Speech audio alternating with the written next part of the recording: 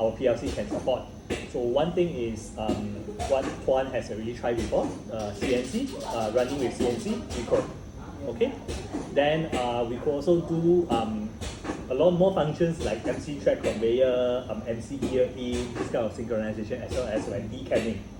Okay, it's difficult for me to go through everything like one by one as well, but what I'm going to show you here is that we will have this ear training kit in this Codesys program, right? It's actually there is a soft PLC. So for our Codesys, right, we could have, like when you install, right, you have something we call as a soft PLC. So something like this, soft motion Win V3. So it's like how to say, virtual PLC on your laptop. Okay, so when you open this, right, it's like a PLC that you can use to test something. Okay, and if you see, right, this PLC currently we are configuring with virtual axis. So what does it mean is that with this virtual axis, right, we could see the movement of this virtual axis, everything through virtually. So like for example, we don't have the actual product, right? You can still do a testing with this virtual axis as well as the soft motion PLC. Okay, so when you connect this, right, then you could have download this, and then we could run the CNC code. So when I say CNC or G code is something like this, like in this is empty, sorry. So like in CNC, right, so that means we are using a G code, like just this case is simple. We can't go through one by one like what does a G code means or whatever, but you can just go online and search like what's the meaning of different G code. But for example, in this case, G00 is just a straight line movement. So you can see that when we assemble all these G codes together, right, it actually draw into a image. Path movement like this. Okay, maybe this is very straightforward. I don't know if I can use this also. Yeah, something like this. So you see, with a different G code, right, it will draw some different shape like this. And this is basically, it means that when you are doing this movement, right, your axis, your three axis X, Y, Z, or even rotary, they are interpolating with each other. So you need to reach the movement at the same time, everything needs to be there at the same time. Yeah, so you have this movement. So in this library later, you can see that there is some like there's already default like you can have the MC power, so you just need to enable that. Then we will go into like how we just a basic of how we can get the CNC code to run. Okay, so initially we will have a CNC like I have here. You can create this CNC based on this CNC code. You could even go to like website to ask them to help you to generate some shape. Like if you want a star shape, they ask them to generate for you, and then you can copy here, and then down here you can see the exact shape of the CNC. Okay, then you are up here. It's covered now, but you can see there's a CNC tab here. This CNC you can do a lot more things on here. For example, like I want to move the program. So right now you can see that it's very high in the Y axis, right? So you can actually move it down. So for example, I want it to be lower down, so minus 10 Y. So the whole axis will be moved down by 10 units. Okay, or you could even like I want it to be bigger. I can scale it to like maybe 50% bigger. Okay. Yep. So it becomes 50% bigger. Yeah. So also you can see in the scaling, you can also selectively, like you only want to scale certain of the axes. Like I want to scale X or Y only. Then you can also like proceed with some rotation. Like okay, let's try. I don't know how it should be. Rotate 90 degrees. So it will be like rotating 90 degrees. Yeah. Okay, so I don't want the 90 degree. Okay, so something like this. So here you can do like basically something. If let's say you have a DXF file is actually something that they created from the AutoCAD. So if you have the actual DXF file, right, you can just import the DXF file, and then it will convert into the G code for you. And what you need to do is, okay, if you look here, right, all this down here is all the movement. Then normally when I start, we have this G code. This is the dimension profile. F and E. F means the velocity, and E means the acceleration when it's positive and deceleration when it's negative. So in this case, I'm just setting basically it means that F20 means 20 user units. So what I say is 20 user units because in the end, right, it depends on what is the unit of your interconnect devices. Like if let's say your interconnect devices is in terms of mm, then your speed will be 20 mm per second. But it could be that it's in terms of micro m or like in meter per second. So that's why you don't define the unit here. It's just define the unit that the user unit and then 20 user units. So same goes to acceleration. It's also whether depending on your drive is nm or meter per second square. Okay, so for the G code, you guys can explore yourself, like how to throw in, everything. You can give it a try. Then, of course, maybe there is some other ways, but this is what I learned from Festo, right? This is how we do it. If let's say you want to run the CNC code, you need an NC decoder. So what it does is that it will get your CNC file here, okay, and then it gives you a data out. And then there's, to be honest, I'm not sure what it is, but you need something like this. Do you have any idea, Tuan? No idea? Okay, never mind. So it's something as we call preprocessor. Okay, so what it means is that for the CNC, you could like make it to have a smoother path or like limit the dynamic limit the velocity. So what it means is that after you decode, right, you need to go through some preprocessor to either like I said just now, to limit it, to limit the dynamic profile or to do something like that. But normally, this thing is why we are not so clear about this, because this is more to when you are working on the project. For us, we are just supporting them, so we need to know how to do it. Yeah. So after you get the after you go through all the preprocessor, right, you have a final data out. Okay, then you need to feed this data into the what we call as the interpolator. Okay, the interpolator. So you can see that this PUF2 CNC data is inside here. Okay, so the interpolator is actually the main function block that makes you run your 3 axes together. So after your interpolator here, right, after you execute it, it will fit the set position depending on what is your actual tool. So in this case, like you see, it's a gantry 2 or gantry 2 axis gantry with 1 tool. So it's gantry 2 1, but you could be also a gantry 3 without 2. 2 means that whether it's a rotary or gripper or whatever. So okay, so then you see, right.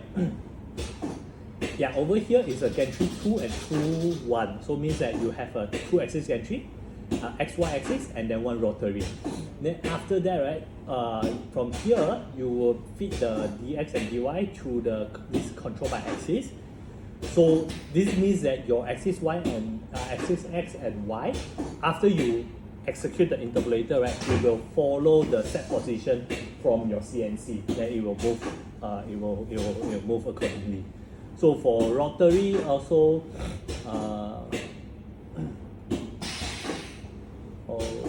rotary seems like they are using another one, but it's the same thing. Like you need to have something to get the direction from vector, and then only you feed to the rotary, and then you can move it. Okay, so this is basically how we can run with the interpolator. So for example, another example here, as you can see here, we have an interpolator, a 3-axis interpolator, so XYZ. So this will you will feed the set position to the XYZ axis. Okay. For the details of what are these functions, you can have a read yourself on the function block to know how it works. So this training kit is mainly on how you can run the CNC. Okay. Then next one is we would have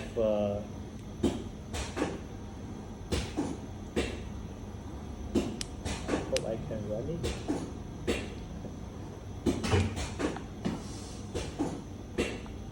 Okay, so this is another simulation. Also, you see, also we have virtual master, axis gearing, and camming. Okay, so what The difference here, the program here that they use is they utilize a few function block. Let's see, what did they use?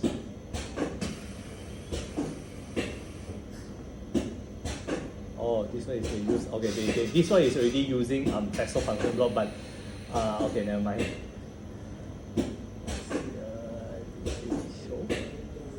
Okay, never mind. Let me just add on that.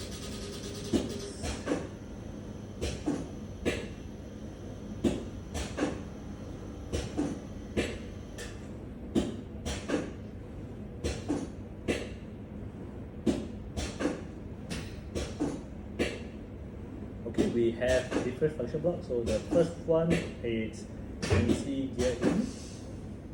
Okay, so MC gear in is basically to do the synchronization between two drives. Okay, so what does it mean is that you can configure one of the axis as master and another axis as a slave. Okay, and with a ratio, of course, if you want, but let's say just we just talking about ratio of 1:1 first. And in terms of like, okay, what you see here, this is the axis. Okay, so what it means by gear in is that if this axis is a master, this axis is a slave, we will only control the master to move. So when the master moves, the slave will follow the velocity of the position of the slave. So it will move together. And it's very straightforward. You just need to use this function block. When you execute it, right, then the master and slave will be in synchronization already. You will get that the signal that is in gear. Then okay, you could try with your, like later you try with PLC, you connect to two drive, right? You just do it and then you only control the master, the slave will just follow. Okay? So of course there is more details in it, like the acceleration, everything. You could read further details on what they are about. Then if let's say after you are geared in, right, then you can, if let's say you want to stop the synchronization, you just need to use the function block of MCGR. So MCGR means that I'm stopping the function block. And I'm stopping the synchronization. Then we also have another one is what we call as gear in post. Okay, so what does this mean is that compared to gear in, right? Gear in is that let's say both is not moving, then I'll just trigger gear in, then they can both move together. But what if let's say I have a axis, like for example I have a conveyor that is always moving. Okay, I want my slave to gear in only when master reach a certain position. Okay, you get what I mean? Yeah, you can use gear in as well, but when you use gear in, even like master reach like 1000 mm and then slave gear in, right, you won't immediately gear in together. There will be some position difference, like because due to your acceleration, because your slave could be at a stop position, and then when master reach 1000 mm, only you want to start to gear in. So you need take some time, like at least like even like 0.1 second or somehow, to keep up with the master. So in this case, right, your master and slave would have definitely would have certain like position difference, even to like 1 mm or 2 mm. But sometimes, you know, in the industry, right, 1 mm and 2 mm is quite big for them already. That's why we have an MC gear in position. So MC gear in position is that it will tell you that okay, before my master reach 1000 mm, let's say I'm starting at 800 mm, my slave will start to gear in, okay? But when I'm gearing in, right, the slave is not running at an exact profile as the master. It can run faster than the master, so that they will be in complete synchronization when the master reached 1000 mm. You get the idea? So that means starting from 1000 mm, right, the master and slave will be at the same position, same velocity. Yeah. Before that, right, the slave could be moving faster just to chase out the master. Okay? You get the idea? Yeah, maybe if it's you later, you give it a try, then you get a better idea. Okay? Okay, so this is when we say it's a synchronization. Synchronization, so it's like proportional. You could change the ratio, but it's still proportional. When master move, your slave move. Okay? Then we have another function which is what we call as camping. camming is the movement could be not proportional. So, for example, here you can see there is a cam table here. So this cam table means that when my muscle is moving like from where is this? This is the muscle position. Okay, when my muscle position is different, like my muscle here will when my muscle position go from 0 to 340, my slave will not follow exactly. It can be a S curve here. So like for example, what it means is that when muscle is at 40 mm, my slave is probably at 150. But when my muscle is at 160 mm, my slave is at around 200 something. So it's not proportional that when muscle increase, slave also increase. So it's this is what we call an E-camming. So it's like a dynamic synchronization. When muscle is at the position, you want the slave to be at certain position. So this can be achieved with the E-camming. Like two different paths, right? Yes, correct. Yeah, but they are still in synchronization because when muscle reach a certain position, then slave will definitely be at that position. Yeah. Anytime. Yes, correct. Yeah, but of course the difference is that they are not proportional. So it could be muscle increase then slave decrease. Okay. So how you want to achieve this is you just use, I forgot what's the function block. I think it's MC cam or something like that. I don't know.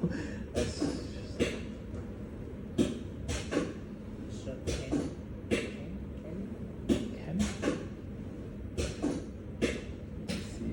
MC cam. Yeah, MC cam in. Yes, correct. MC cam in. So you could use this function block. Similarly, you need to determine like what is which one is your master and which one is your slave. Okay. But the difference here is that you need to put in your cam table. So because like we could have different type of cam table here. So you need to know what is the cam table that you are trying to run. Okay. So of course when I ask you to read yourself, right, because there is a lot of things that here I can't go through one by one. You just click on the function block, right? Okay, for example, this MC here came in, and then you press F1. Yeah, it will bring you to the codices here. Then it will have some explanation of like you can get the details of what is what is each of the what is the meaning of what is the function of each of the input and output. Okay, so one thing that I think I mentioned wrongly is for cam table for cam in, right, you can't actually straight away put in a cam table ID here, so you can't put like cam_1 inside here. What you need to do is you need to have another function block which is called MC cam table select, I believe. Yep.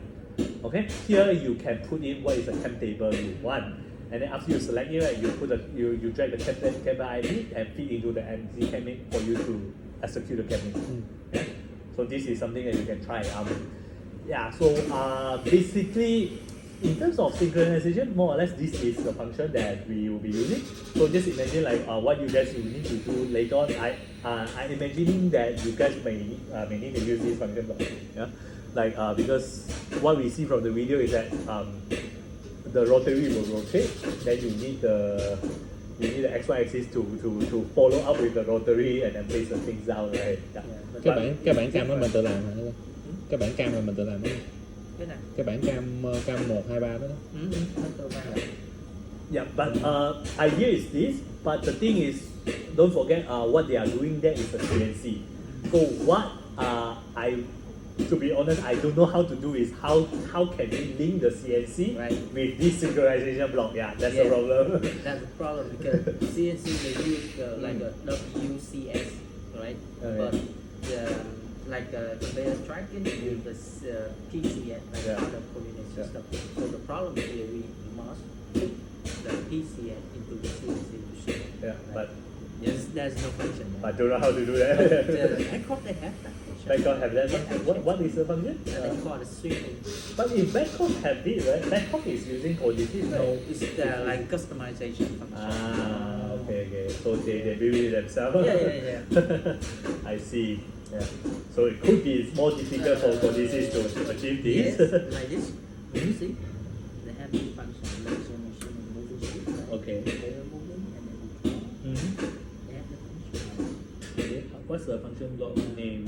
Maybe we can try to.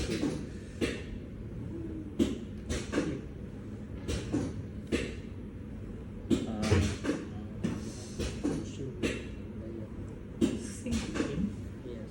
So sync in is can we can't use this sync in or Yeah. It's similar to ten dimension. I check. Maybe. maybe we can try. I don't know. Yeah, maybe it could work because if basically if let's say Bangkok could do it, right, means Codesys definitely could do it because if they are using the same coordinate. Yes, but yesterday I checked in the CNC function. I didn't see similar. You can't. There's no sync in. Yeah, there's a list of functions in CNC, right? The soft motion CNC. I'm thinking like could it be that sync in is just a variable? Okay, so what it does is that it will take the because in CNC you could have configured the variable, right? So like for example here, later you can try it. Just my understanding, like for example, like right now we are all putting a set value, but you could have do it like for example, n0120 right? Instead of I putting like straight away my velocity 200, I put Variable? yes variable like I forgot how to do it. I forgot is this simple like velocity, something like it. So that means this velocity will be in a variable and then you can control it from your PLC program. Yeah. So I'm not sure. Maybe this variable could help in this case. I don't know. Maybe it's the same thing or maybe it could be different. But you can try later by using a variable. So and then so in terms of what I mean is this that after you sync it, right, then the position here could be like the velocity and the position here could be relative to the start the variable here, so that when you are moving, right, maybe I don't know if it makes sense or not. Yeah, but because here when the product is moving on the conveyor, so the coordinates, right? Always moving, yeah. Always moving. So the CNC here is just based on the world coordinate system. So somehow we need to synchronize the world coordinate system with part of the coordinate system. So all the things may be all wrong. Right? You understand? Yes, but I mean, we need to figure out how to do that probably. Yes. Yeah. Yes. Just that thing is special. Yeah, no problem. No, maybe We'll you're find right. it out later. Maybe you're right. It's not easy. Yes, that's why when Hendrik talked about it, the first thing that I thought of is like how do we mesh these two functions together, because one is CNC. Because if let's say the flying saw, right, if we are using the axis group function block, definitely the axis the engine track conveyor can work. Yeah, actually we use the group axis, right? Yes. And in the group axis, we can point out which coordinate we want to use. Yeah. So at the string complete, and then we can point out the PC that is the WCS. But for CNC, CNC, no. default is WCS. Could we change that? I don't know. Yeah, I check. No way to change it. Okay, maybe I don't know. Let's see anything else. How about anything that I don't know? Anything that we can try with the property here? I think there are two things. One, we can sync with the conveyor, and second thing is how we can change the coordinate system. Too low, but changing is better than sure. Because I don't treat it more offline. Not working. You can check. CNC they have a function for coordinate transformation. Oh, is it? Yeah. I checked it, but it's just like a reference. Yeah, we can. It's okay. For the one we can discuss later on, but more or less you just get the idea of. I mean, maybe more to Richard, you get the how we can do the CNC and or you already tried it before? Yeah. You tried before already? Yeah, but Okay. different manufacturer. Sorry, different PLC, Yeah, different PLCs. but not using Codesys or. Yeah, no, not PLCs. Okay, yeah. And I think what you can give it a try, like with this, with Codesys to test it, because we have the things here. You can try it out, like, or you after I send this to you guys, you could also try it with the simulation. Okay, so yeah, the advanced function is more or less like this. Most of the things I think you still need to try it out yourself to understand further. Okay, then what else? Did you guys try the Python yesterday? Here. Okay, but let me just go through with Spartanus first. Spartanus is basically a web portal that Presto provider, like where let's say customer buy our Spartanus, right? They can log into a Spartanus. Spartanus, like the name itself, you can guess that it's related to maintenance, right? So what you can do is, okay, you see we have a lot of machines here. So like, okay, let's say, or we categorize into different FEC. So for example, for customer, you just imagine like they have their plant. Okay, they have maybe like each of the customer in their industry, they have a lot of plant, like plant A, plant B, plant C. So you see, we can categorize same like we just try to simulate the actual customer factory problem. Okay.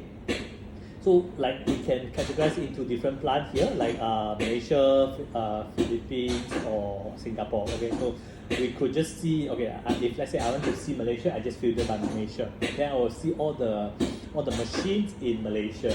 Okay, so each of the machines here, right, we could have create like a maintenance task. So there's two things: is maintenance and incidents. But let's focus on maintenance first.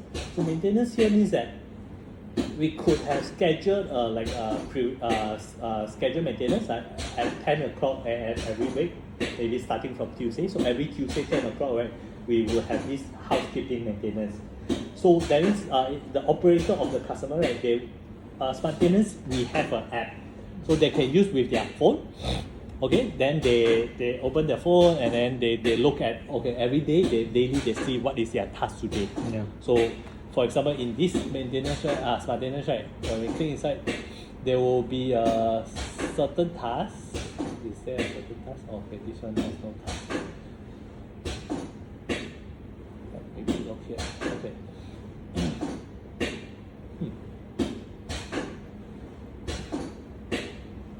No task one. Okay, there's a to-do list.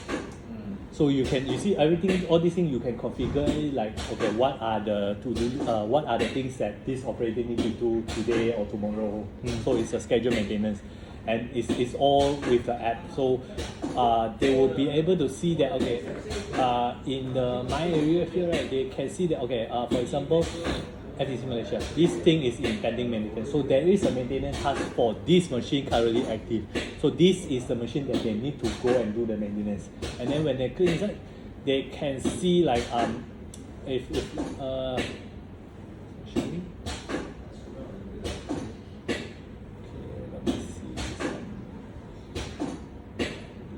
Okay, so for example here I have a maintenance task here. Then they need to click on this maintenance task here. There's a to-do list, so they need to know like they will see what they need to do. And this to-do list can be a checkbox, like they just check it, then it means that it's completed, and then they can finally they can just okay, this one my phone cannot show. Yeah, but okay, anyway, you can, like, for example here you can just click on this and then mark it as complete. So it means that this maintenance for this machine is already complete. Yeah. Then there is also a way that you could have created maintenance incidents. So it means that, okay, for example, if let's say today the machine suddenly got a problem, okay, you could create an incidents for this machine and state like what is broken. So the maintenance team will know that, okay, we'll get a trigger on their phone that, okay, something is wrong on this machine. Yeah. Then they need to send someone to go and fix the machine. And you don't have to wait there. If let's say you can tell them like what is broken. You can give a very clear, I see that this is broken, what is happening. So they don't have to come to you and to check with you like what is the problem. Yeah, because everything will be on the app already. They can just go to the app and then they can find out what is the issue, and then they can know more about. They can solve the problem directly without like going to you personally to ask again like what is the issue. Yeah. Okay, so basically this is a spontaneous that in more details you can find more in the some PowerPoint presentation in the team later on. Yeah, but this is something that Festo has come up with is mainly for digitalization of the maintenance work. Yeah. Okay. So general idea you guys get it, right? Yeah. Yeah. In details how to use it, I won't go through that because you guys already won't remember if you are not using it. So in the future, if let's say we have a FEC in Vietnam, okay, then we will need to have this in the FEC Vietnam as well because we need to make sure that we maintain this like all the dynamic display as well as our knowledge base and workbench in the FEC. Okay, so that's for maintenance. For Festo X, let me just share